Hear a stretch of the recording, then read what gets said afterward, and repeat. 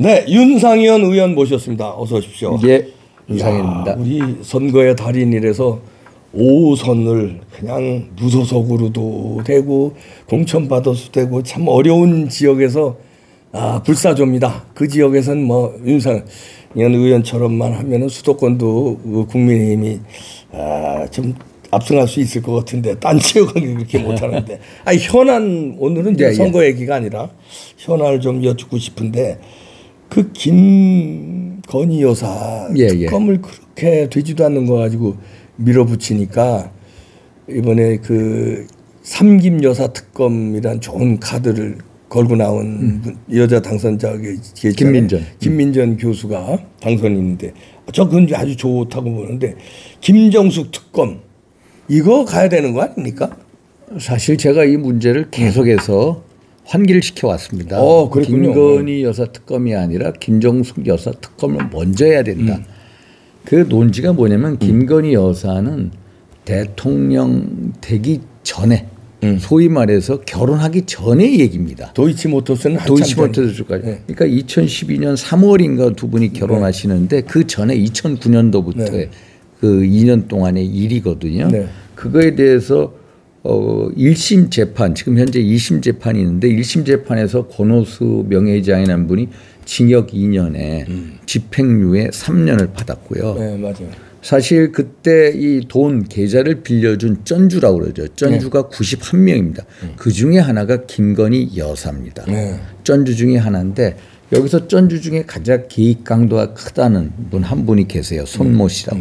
이분도 1심에서 무죄를 받았어요. 무죄. 그래서 이거는 확실히 대통령 결혼하기 전의 얘기입니다. 이게 영부인 때 얘기가 무죄 받았고, 네, 무죄 받았고 그래서 이제 실패한 주가 조작 사례 하나의 예인데 여기에다가 보통 특검이라는 건 언제 하냐면은 권력형 비리, 중대한 범죄의 경우에 합니다. 그런데 여기에다가 민당이 주장하는 것은 특검을 하자는데 특검의 비용이 얼마인지 아십니까? 국비?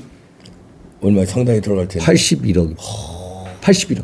81억에 낭비되는 거 이거를 하겠다는 겁니다. 그래서 근데 김정숙 특검 제가 이걸 계속 부르짖고 있는데 김정숙 여사가 이 외국에 순방을 간 게 도합 48번입니다. 48번. 보통 대통령 부인들이 그전에는 평균 24차례였습니다. 맞아요. 더블로 갔는데 이게 인도 타지마할을 혼자 가거든요. 이게 대통령 전용기 타고 2018년 7월 달에 부부가 인도를 갔다가 와서 11월에 대통령 전용기에 대통령 회장의 청와대 전속 요리사 해가지고 혼자 갔다 와요. 띄웁니다. 이게 타지마할 방문할 때 얘기인데 그때 쓴 돈이 얼마냐 3억 7천입니다. 국비를. 근데 원래는요. 문체부 장관이 가기로 했습니다. 그렇지. 예산이 2,600만 원입니다. 2,600만 원 계속 장관을 초청했는데 장관을 바꿔가지고 그걸 대통령 부인이 인터셉트한 거예요. 그리고 또 기억하시잖아요. 이 체코를 한번 가는데 체코 국가 수반이 없어요.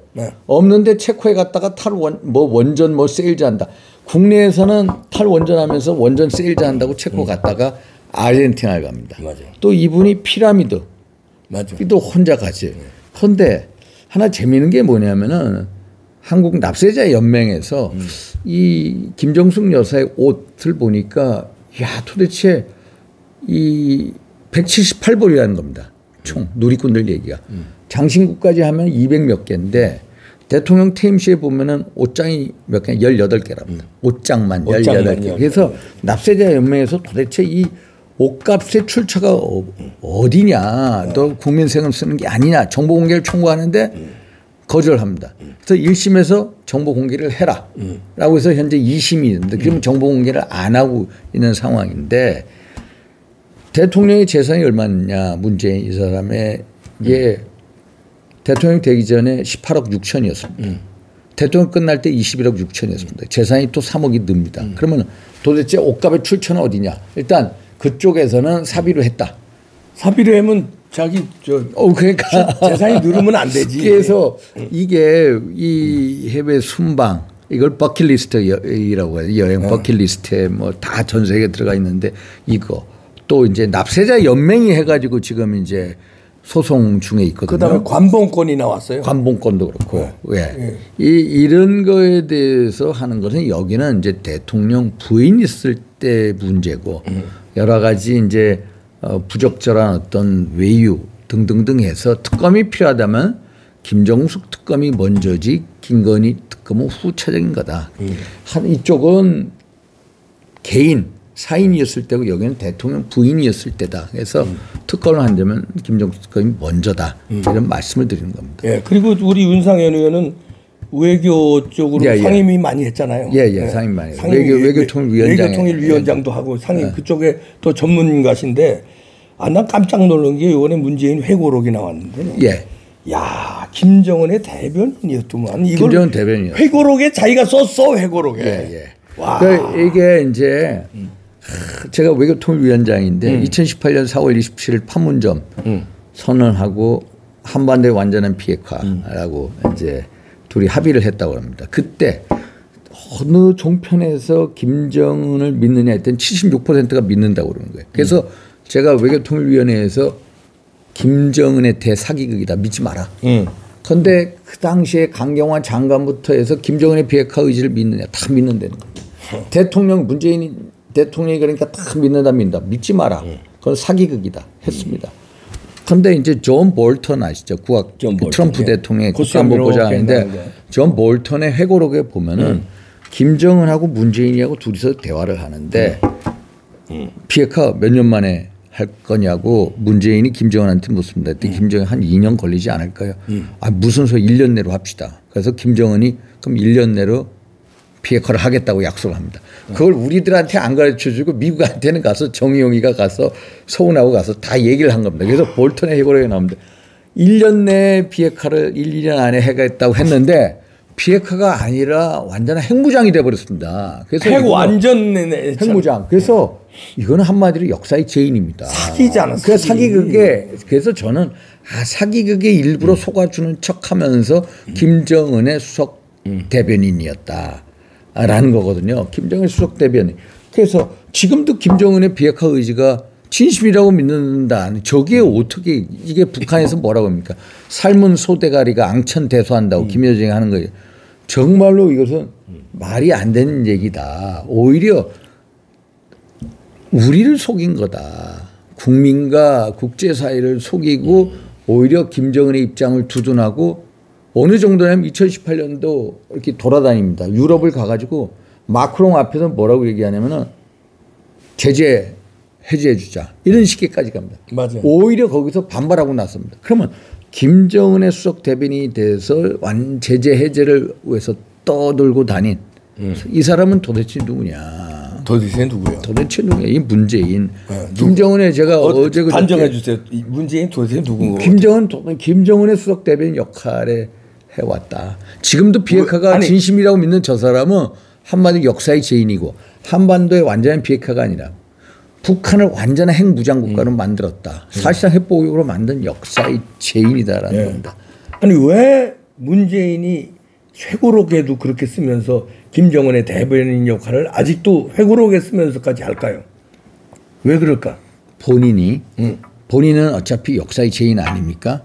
완전한 비핵화를 약속한 핵무장이 되니까 그걸 빠져나갈 수 있는 것은 그래도 김정은은 비핵화 의지가 있었는데 미국하고 소위 말해서 트럼프 참모들의 잘못이다라고 그쪽을 공격하고 그러면서 그쪽 잘못이 아니고 그쪽은 오히려 완전한 비핵화를 주장한 사람이고 김정은이의 소감초가 지금도 김정은이 대변을 하는 것은 자기가 5년 동안 옳았는데 자기는 옳았는데 미국이 망쳤다라는 식으로 반미 감정을 한번 자극하는 거 그리고 자기가 빠져나갈 수 있는 구멍은 지금도 진심이다. 비핵화 할 거다.